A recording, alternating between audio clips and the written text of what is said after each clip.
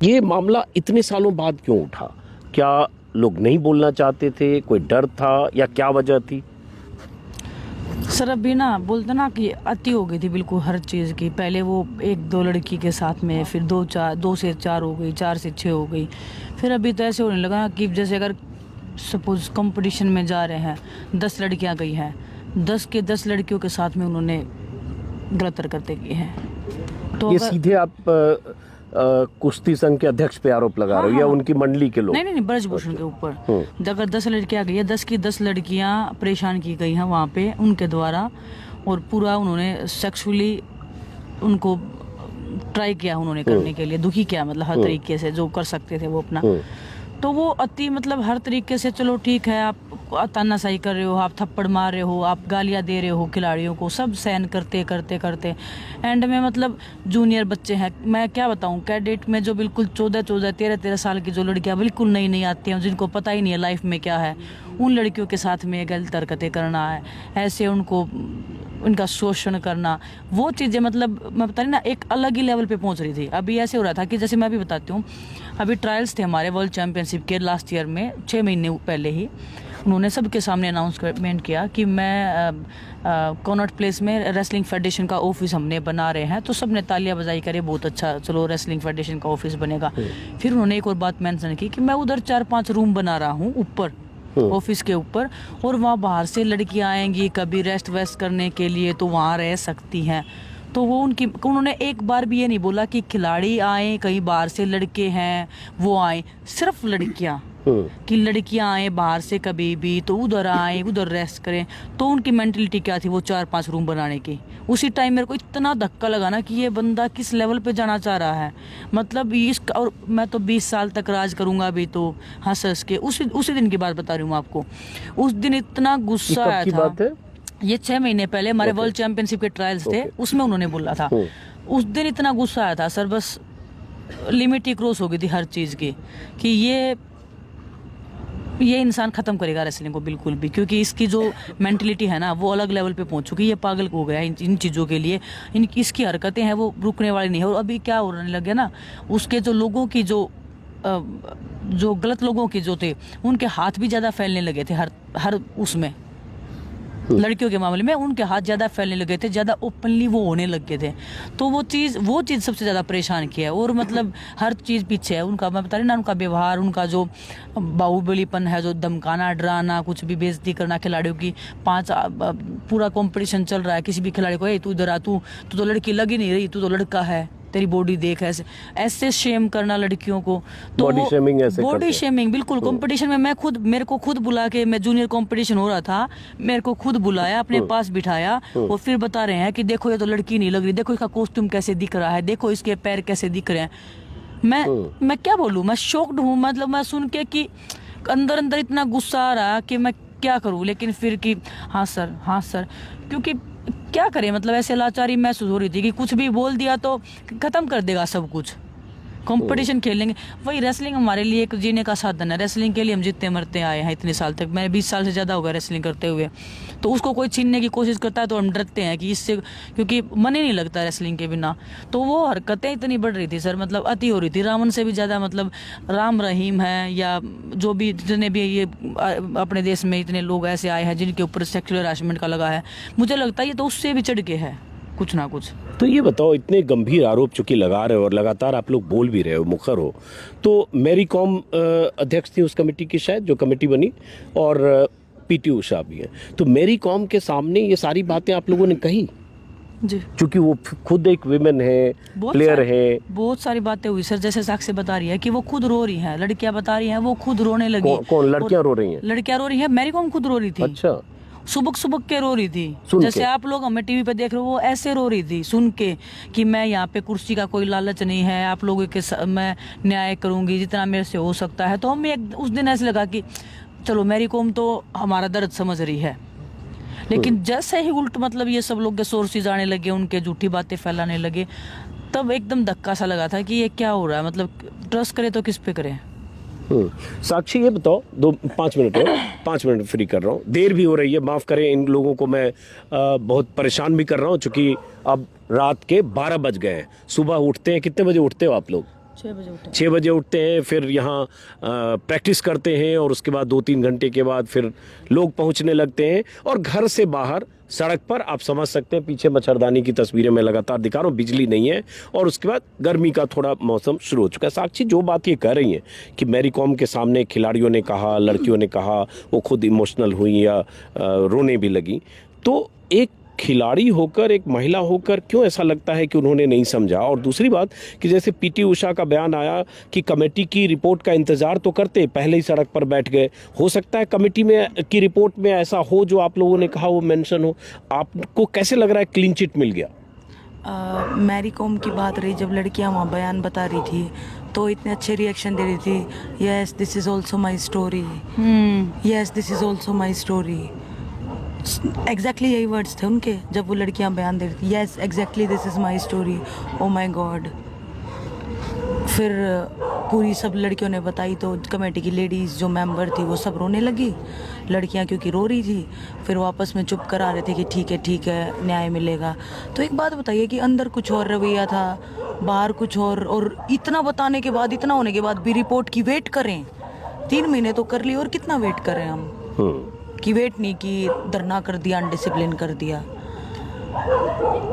मतलब वही बात है कि अभी मैं बोलने को भी कुछ नहीं बचा है कि मतलब किस हद तक मैं मतलब सफाई दूं इन चीज़ों की। बार बार हर बार शायद आज का ये मेरा 100वां इंटरव्यू होगा। मैं समझ सकता हूँ, एक ही बात बार बार कहना, एक ही सवाल बार बार पूछा जाना, तो मतलब परेशानी होती है कि अपनी सच्चाई को साबित करने के लिए या वो बातें बताने के लिए बार बार बोलना पड़ रहा है।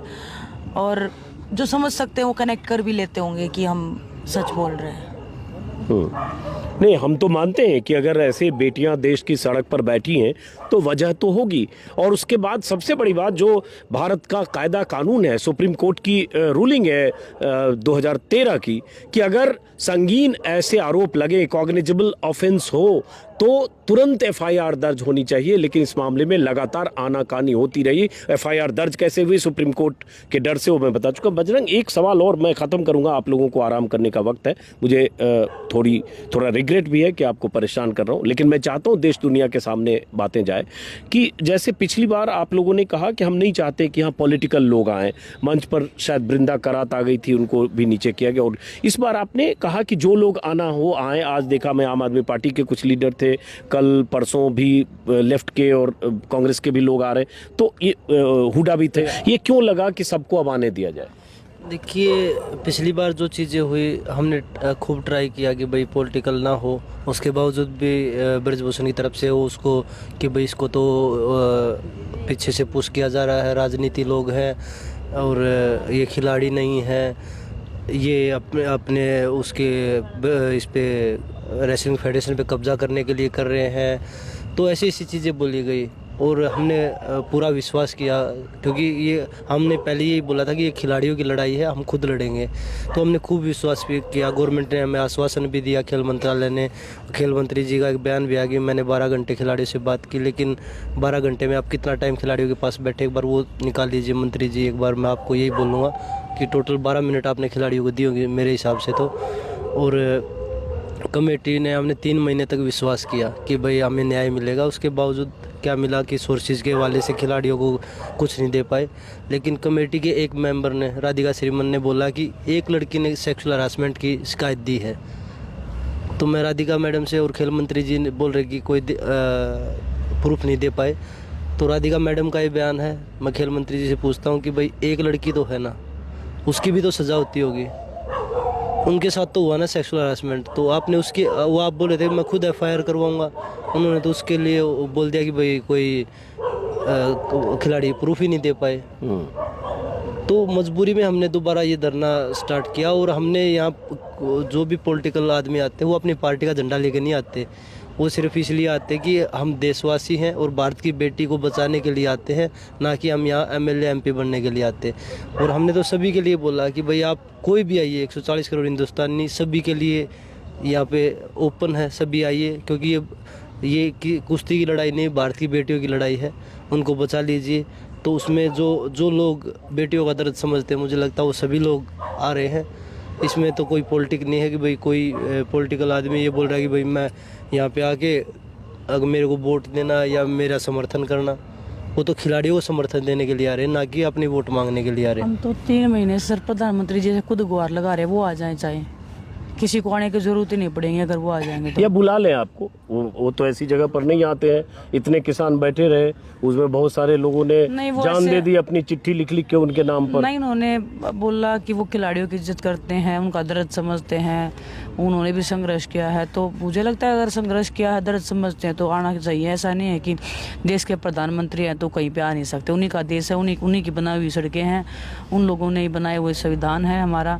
तो मुझे नहीं लगता कि आना या जाना मतलब कोई भी इसमें डिफरेंस होता होगा। अगर वो चाहें तो आ सकते हैं। नहीं, आप जब मेडल लेकर आएंगी अगली बार तो 1 दर्जन कैमरे के सामने, एनआई के टेलीविजन के सामने मेडल लेके आपको जंतर बुलाएंगे मंतर पे अगर आ और जाएंगे बेटा तो विनेश और बेटा बजरंग बात करेंगे। अभी डेफिनेटली तो आप मतलब धरना दे रहे बिल्कुल हैं। अगर ओलंपिक में मेडल लेके आएंगे, अगर हम जंतर मंतर पे आ गए तो जंतर मंतर पे भी वो आ सकते हैं। इतना तो हमें मतलब पता है ना। अभी लग रहा है हाँ कि मेडल जीतने के बाद तो सब आएंगे फोटो और सब लाइव चलेगा चैनल पर, देश देखेगा कि प्रधानमंत्री खेल को लेकर और खिलाड़ी को लेकर कितने मतलब चिंतित रहते हैं, कितनी हौसला अफजाई नहीं, वो करते तो हैं। सर हम- लेकिन वही खिलाड़ी, वही बेटियां जिन्हें प्रधानमंत्री ने घर बुलाया था, वही बेटियां यहाँ अभी अब आधी रात की शुरुआत होने वाली है, 12 बज चुके हैं, तो यहाँ बैठे प्रधानमंत्री से अपील कर रहे हैं। मन की बात आप करते हैं, इनकी मन की बात कब सुनेंगे? लेकिन ऐसी कोई संभावना क्या दिखती उस नहीं मन है। की बात में हमारे लिए एक एपिसोड खाली नहीं रह सकता क्या? 100 एपिसोड हो चुका है मतलब उनका। ये हमारे मन में काफ़ी सवाल उठते हैं। हम ज़्यादा नहीं बोलते नहीं हैं, या ये लगा लो हम वो जब बोल नहीं पाते हैं तो आंखों से आंसू ही निकलते हैं। लेकिन क्या एक एपिसोड हमारे लिए भी नहीं बना सकते हैं? उन्हीं का बनाया हुआ स्लोगन है मन की बात, उन्हीं के लोग हैं, उन्हीं के कैमरामैन हैं। तो क्या हमारे लिए एक हम भी फ़ोन रखते हैं, ऐसा नहीं है कि उनको आने की भी ज़रूरत नहीं है। हम फ़ोन से कनेक्ट करके मन की बात बता देंगे, लेकिन मौका तो मिलना चाहिए हमें भी।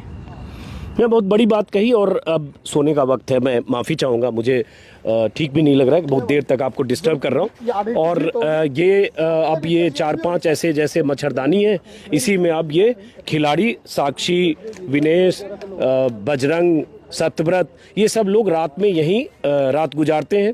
लाइट नहीं है, कहा जा रहा है कि लाइट यहाँ जो थी काट दी गई, फ़ैन जितने हैं वो बंद हैं, और उसके बाद मोबाइल की रोशनी में इन्होंने अभी डिनर किया है। और घड़ी देखूं तो अभी रात के ठीक 12 बज चुके हैं, आप समझ सकते हैं। और उसके बाद इनकी मांग जो एक कैमरे पर कह चुके हैं, ब्रजभूषण शरण सिंह का ये कहना कि ये खिलाड़ी अगर मैदान में लौटने को तैयार हैं तो इस्तीफा दे देंगे, लेकिन ये खिलाड़ी चाहते हैं कि ब्रजभूषण शरण सिंह को जेल भेजा जाए। अभी पता नहीं कि दिल्ली पुलिस ने किन धाराओं के तहत एफआईआर दर्ज किया है। ये तो पता चला कि 2 एफआईआर है, लेकिन धाराएं क्या है? क्या दिल्ली पुलिस ब्रजभूषण शरण सिंह की गिरफ्तारी करेगी? क्योंकि जैसे मामलों में दिल्ली पुलिस गिरफ्तारी करती रही है, उसकी मिसाल एक से एक है दिलचस्प। एक मोहम्मद जुबैर नाम का फैक्ट चेकर, एक गुमनाम ट्वीट के जरिए शिकायत होती है, गिरफ्तार हो जाता है। ऐसे बहुत सारे लोग अलग अलग मौक़ों पर गिरफ्तार होते हैं और दिल्ली पुलिस तुरंत कार्रवाई करती है अगर कोई ऐसा विषय होता है जो सरकार के लिए मुफीद ना हो। लेकिन ये खिलाड़ी यहाँ बैठे हैं, 6 दिन हो चुके, 7वें दिन की शुरुआत होगी। देखना है कि ब्रजभूषण शरण सिंह की गिरफ्तारी होती है या ये खिलाड़ी ऐसे ही यहाँ जंतर मंतर पर धरने पर बैठे रहते हैं। फिलहाल इस वीडियो को ख़त्म करता हूँ। अगर आपने मेरे YouTube चैनल को सब्सक्राइब किया है तो अच्छी बात है, ज्वाइन करें, नहीं किया है तो सब्सक्राइब करें। और इस आंदोलन में जो खिलाड़ी यहाँ हैं, जो भी जब तक बैठेंगे, मैं कोशिश करूँगा ये तस्वीर आपको यहाँ की दिखाता रहूँ। अब इनके सोने का वक्त है, कुछ और चैनल वाले भी शायद आ गए, तो चलिए, शुभ रात्रि।